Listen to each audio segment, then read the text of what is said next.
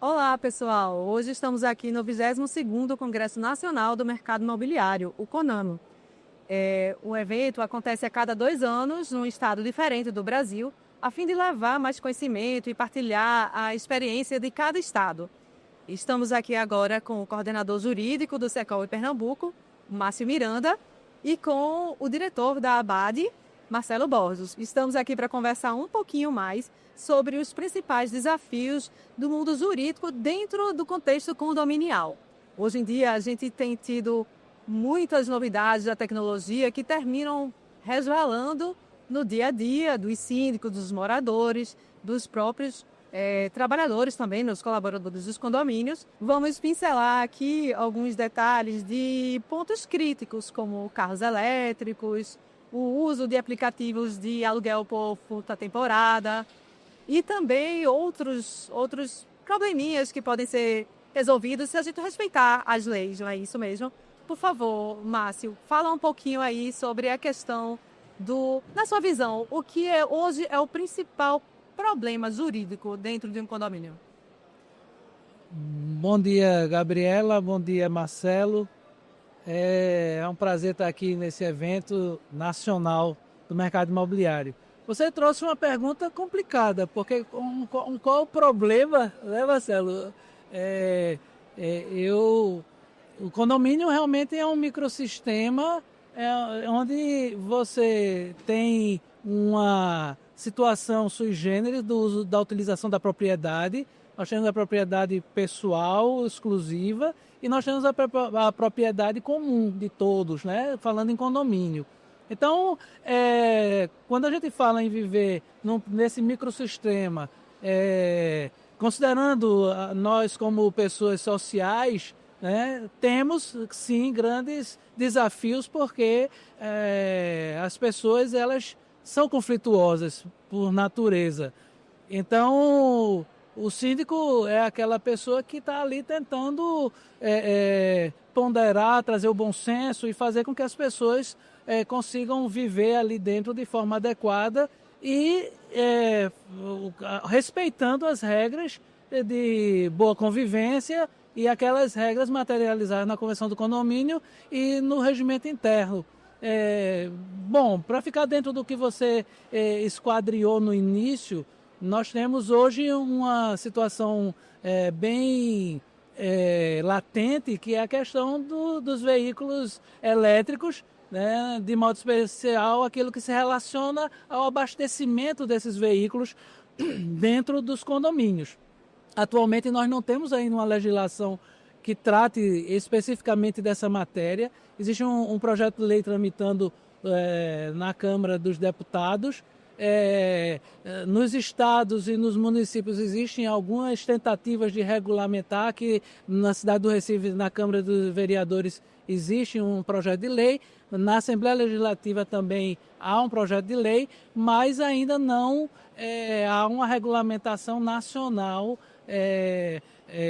para todos. Nesse sentido, podemos dizer, por exemplo, que a Associação Nacional, a Confederação, parece nacional, dos bombeiros militares, ela fez um documento que eles chamaram de diretrizes, e hoje me parece que é o instrumento assim, mais, digamos, objetivo que os condomínios têm para usar, porque de fato tem um estudo técnico ali bastante grande, com a expertise, obviamente, do Corpo de Bombeiros. E, nesse sentido, os síndicos hoje precisam ter muita cautela, muito cuidado. Um outro ponto que a gente vai tratar aqui talvez seja da responsabilidade do síndico, porque não existe uma legislação e ele tem que ter aí muita cautela quando for definir a possibilidade ou não de fazer esses pontos de carregamento.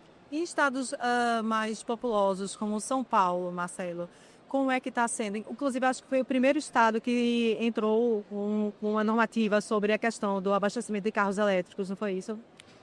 Sim. Em primeiro lugar, é um prazer estar aqui no 22º Conami. Gabriela, prazer estar aqui compartilhando esse podcast com o Márcio Miranda, que vai estar conosco, né, no painel, que a gente vai tratar de temas sobre polêmicos de condomínio. E um desses é realmente, como destacou o Márcio, a questão do carregamento de carros elétricos em garagens de condomínios que não tinham esse tipo de demanda. Na verdade, a gente sabe que condomínios novos já estão sendo construídos, já com seus pontos de recarga, em razão do crescimento da frota de carros elétricos e híbridos aqui no Brasil. Mas aqueles condomínios já antigos, né, com construções já anteriores a esse tipo de modernidade, evidentemente hoje estão passando pelo desafio de ter que instalar ou não esses carregamentos, né? E aí a gente sabe que vários fatores acabam impactando nessa decisão. Talvez o principal deles seja a segurança. As pessoas têm medo, né, do convívio com esses carros elétricos e que o carregamento desses carros elétricos, a instalação feita de uma forma não muito técnica, não muito bem dirigida, não muito bem observada, pode causar problemas, né, como incêndios, curtos, né, a gente é contaminado com vídeos alarmantes, né, de carros explodindo, né, cada vídeo que deixa a gente de cabelo em pé, né, e isso acaba impactando moradores, eu não quero, né, etc. e tal. E aí, quando a gente não tem uma lei empacotada para isso, como falou o Márcio, né, a gente é muito moldado a ter uma lei que empacote uma situação jurídica para poder atender a lei. Só que hoje a gente não tem. Então a gente precisa de intervenções internas dentro do condomínio, evidentemente nos servindo de algumas diretrizes para saber como fazer essa instalação de modo seguro e de modo perfeitamente jurídico. E aí realmente São Paulo, que hoje tem a maior frota de veículos elétricos do Brasil, São Paulo hoje tem 34% dos veículos elétricos do Brasil estão concentrados em São Paulo. Então, evidentemente, quem concentra a maior frota acaba sendo o estado que mais se mexeu no sentido de ter uma normativa. O Corpo de Bombeiros foi provocado. Tem um dado recente, há 2 semanas, da Associação Brasileira de Veículos Elétricos. São Paulo já tem mais de 70 mil veículos elétricos. São cerca de 600 mil veículos elétricos no Brasil. E 70 mil estão em São Paulo. Exato. Então o Corpo de Bombeiros, né, editou uma normativa que talvez agora ela hoje fique absorvida pela normativa nacional dos Corpos de Bombeiros, como o Márcio falou, do Corpo Militar Nacional de Corpo de Bombeiros, que hoje trata de uma diretriz um pouco mais abrangente. Tem também uma norma brasileira regulamentadora da ABNT, que é a norma 17019, que trata da forma correta de instalação de estações de recarga de veículos elétricos. É importante que cada condomínio também esteja atento a essa... Essa NR é de quando? Essa NBR ela é de 2023. Então ela tem 2 anos, ela foi alterada, ela foi modernizada em 2024. Eu diria que hoje é a NBR mais pronta para que o condomínio possa exigir no momento que essa instalação for feita, que o profissional atenda essa NBR. Mas tem várias polêmicas voltadas a esse tipo de situação. Não é só meramente instalar o carregamento, a estação de recarga. É saber se esse tipo de instalação vai ser coletiva ou se vai ser individual. É aquela questão do morador que quer afetar a sua vaga para o seu automóvel estacionar naquela vaga que tem uma estação. E quando o condomínio ele não tem vaga demarcada, a vaga indiscriminada, como é que fica isso, né? Aquele morador vai ter, então, um privilégio de ter a sua vaga demarcada, quando a natureza do condomínio não é de vaga demarcada. Então a gente tem muitos elementos que a gente vai tratar no 22º CONAMI, né, no nosso painel, para tentar de alguma forma instruir síndicos, gestores prediais, no momento que estão enfrentando esse tipo de demanda. Já tem decisões judiciais sobre isso. Aqui em Pernambuco tivemos uma, né, no bairro Soledade, se não me engano, foi que proibiu a estação de ponto de recarga, né, de carros elétricos. No Rio de Janeiro também tivemos uma decisão liminar que anulou uma decisão de assembleia que autorizou a instalação de ponto de recarga, só que uma condômina não satisfeita, invocando segurança, entrou com uma ação e conseguiu uma tutela de urgência para que não se instalasse. Então, né? O debate está É um dilema, né? É um dilema que está surgindo. Os que tem veículo elétrico querem o direito, e aqueles que não querem, não têm e estão assistindo os vídeos, né? E estão desesperados, com medo, achando que vai pegar fogo no prédio todo. Então, de fato, precisa ter um bom senso aí de todos, diante da ausência de uma lei. Você bem falou que nós somos nós gostamos de empacotar as coisas, né? Eu gosto disso. O direcionamento me parece que do Corpo de Bombeiros e da BNT é o mais sensato hoje, né? Obviamente, contratar um engenheiro elétrico, né? Nesse sentido, o engenheiro tem que apresentar a RT. Marcelo tocou numa situação interessante, porque o condomínio, muitas vezes, a vaga de garagem não pertence à propriedade exclusiva. Sim. Em outras situações, sim, a vaga de garagem é propriedade exclusiva. Então, você mais ou menos imagina, não, se a vaga é minha, eu sou titular tabular dessa vaga, eu tenho esse direito. Aí, quando não é dessa forma, a vaga é coletiva, quem é que vai ter o direito? Vai ser um rodízio? Vai ser, não é? Então, assim, de toda sorte, entendo que não convém hoje se fomentar uma situação, não sei se o Marcelo pensa diferente, mas estamos aqui no debate, não convém se fomentar uma situação de se proibir peremptoriamente, porque me parece que a realidade dos carros elétricos ela é irreversível, não é? Mas, obviamente, a convenção do condomínio, os próprios condôminos, eles podem regulamentar como é que essa instalação deve ser feita, de modo especial no momento em que nós não temos uma lei que direcione, né? Então, enquanto a gente não tem essa lei, os estados não têm essas leis também, a convenção do condomínio, ela é a lei máxima? Na verdade, é raro ter uma convenção, não tem uma convenção hoje que estabeleça uma regra para a instalação de carros elétricos, porque é uma demanda muito nova. Está crescendo aqui no Brasil, está crescendo no mundo a frota de veículos elétricos. Então, nenhuma convenção está preparada para isso, salvo as convenções de empreendimentos recentes, recentemente instalados, né? Nenhuma delas está preparada para isso. E a gente sabe também que esse tipo de demanda, ela é atual, mas não sabemos como ela vai ser no futuro, porque, na verdade, todo esse tipo de requerimento do morador é pelo fato de que na rua ele não tem pontos de recarga amigáveis, né? Exato. Talvez no futuro a gente tiver postos de recarga, talvez essa polêmica não exista mais. Exato. Eu não preciso carregar no meu prédio, porque eu vou carregar como a gente faz o abastecimento dos carros de energia fóssil, né? A gente não bota uma bomba de gasolina, ninguém pede bomba de gasolina no prédio, né? Gás, já tem de gás. Já tem de gás, então... Aqui em Pernambuco a gente já tem também vários postos que já estão instalando, também já estão enxergando Shopping, um negócio para eles. Isso. No shopping também, me chama a atenção a questão de ser dentro do estacionamento coberto, que é uma das questões levantadas. Nós tivemos uma intervenção do Ministério Público de Natal, aqui no Nordeste, né? Que foi em maio desse ano, salvo engano, foi em maio desse ano, aonde, provocado pelo CREA, ali da região, o Ministério Público passou a notificar todos os condomínios que aprovaram a instalação de pontos de recarga em garagens fechadas, para que as recargas fossem só em garagens abertas e não fechadas. Entendendo que em garagens fechadas o risco é maior. Garagens fechadas e subsolos. Exato. Inclusive, o próprio Corpo de Bombeiros, no estudo que eles fizeram, eles dizem que, por exemplo, aquele chuveirinho que automaticamente não é suficiente. Os sprinklers. Precisou dar um tempinho a mais. Dá uma quantidade de água muito grande por conta do tipo de energia que tem ali, né? O lítio, né? Das baterias de lítio. Baterias de lítio. Ela não vai apagar. Ela não apaga.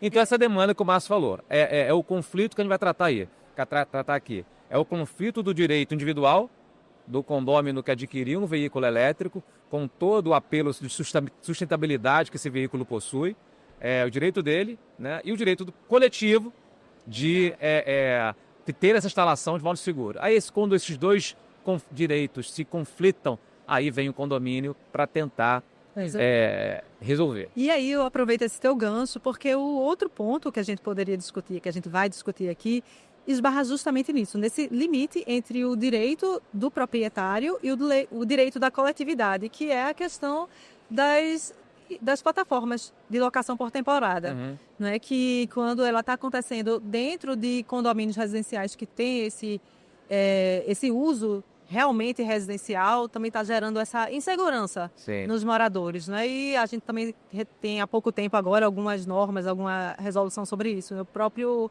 novo Código Civil, não é? A atualização, ele está abordando um pouco mais nessa questão. Por favor. Esse é um novo ponto em razão de um novo fenômeno social. Que é mundial. É um novo ponto de polêmica. É um ponto de polêmica. Na verdade, o mundo todo hoje discute as locações de curta temporada, sobretudo aquelas que são ofertadas através de plataformas digitais. O mundo todo discute isso. Não é só o Brasil que está discutindo, o mundo todo está discutindo hoje isso. E a gente sabe que houve um crescimento muito grande de imóveis ofertados através de plataformas digitais para locação de curtíssima temporada. E isso tem impactado nos condomínios que têm natureza residencial um certo desconforto daquelas pessoas que entendem que essa locação se aproxima a um contrato de hospedagem. Até a própria Justiça, né? Até o próprio STJ, o Superior Tribunal de Justiça, em decisões que começaram a brotar desde 2021 para cá, tem entendido que os condomínios que têm uma natureza exclusivamente residencial podem até proibir a locação de curta temporada ofertada em plataformas digitais através, né, pela proximidade desse tipo de locação como um contrato atípico de hospedagem. É a tipificação que tem sido utilizada pelo STJ para identificar essa espécie de locação. E aí, como você bem falou, entra aquele conflito, né? O direito de propriedade, direito individual meu de alugar o meu imóvel da forma como eu acho que ele deve ser locado, com o direito coletivo do condomínio de entender que essa locação gera incômodo, gera insegurança, gera custos e etc. e tal. A gente sempre pondera, Gabriela, né, e Márcio também talvez concorde comigo ou não, que o melhor momento é a ponderação nesse tipo de cenário. A proibição peremptória não me parece, né, ser talvez a alternativa mais inteligente, a alternativa socialmente mais amigável. Entendo que o condomínio pode criar regras, pode criar normas que venham a mitigar, talvez, os transtornos dessa espécie de locação, porque é uma realidade, né? E a locação por curta temporada, né, Márcio, é uma locação lícita, uma locação regular prevista na legislação. A legislação da locação, a Lei 8245 de 91, já prevê a locação por temporada. Exatamente. Né? Ela tipifica a locação por temporada. Então não é uma locação ilegal, é uma locação legal. Porque a gente está hoje vivendo o fenômeno do crescimento dela, né, em condomínios que até então a gente nem pensava que teríamos um convívio com locação por temporada, e a chamada locação de curtíssima temporada, suas diárias, né? Que isso que incomoda as pessoas, porque parece realmente um convívio de hotelaria. Até os próprios locadores, só para finalizar, eles pecam no vocábulo, porque eles não chamam os seus inquilinos de inquilinos, chamam de hóspedes.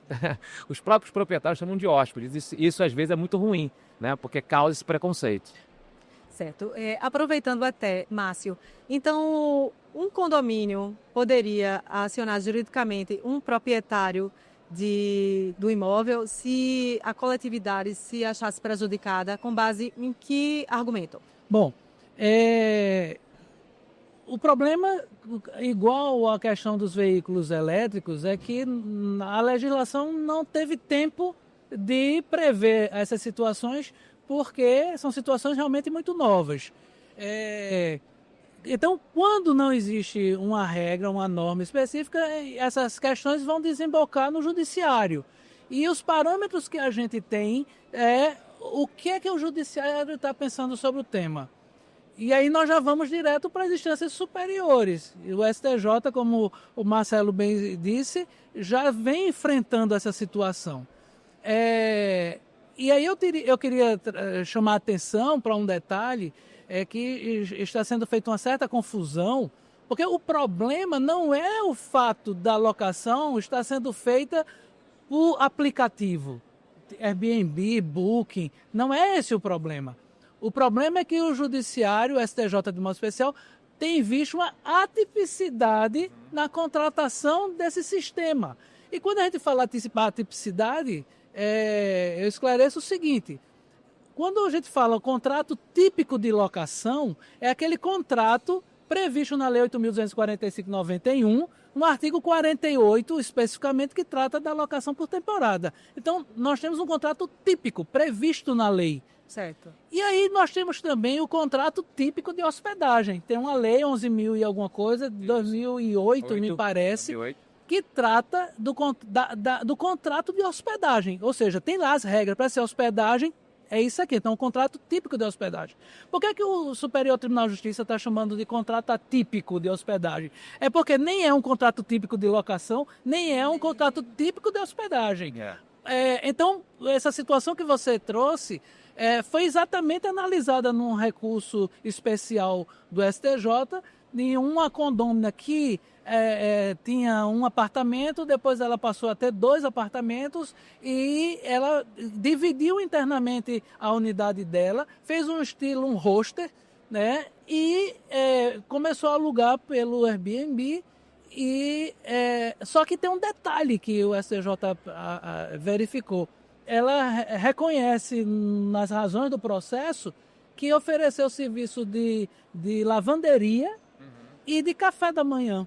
Que aí caracterizam uma hotelaria e não mais um museu. No contrato de locação por temporada, artigo 48, não tem previsão de você oferecer serviços, certo?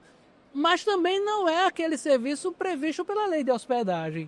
Então, o problema não é a plataforma, o problema é o modo como isso está sendo feito. No caso especial que eu tratei, que foi você que trouxe, o condomínio utilizou uma regra geral que já tinha na convenção, dizendo que o condomínio era residencial. Isso. E aí o STJ entendendo que, inclusive nesse caso, o relator original votou a favor da proprietária.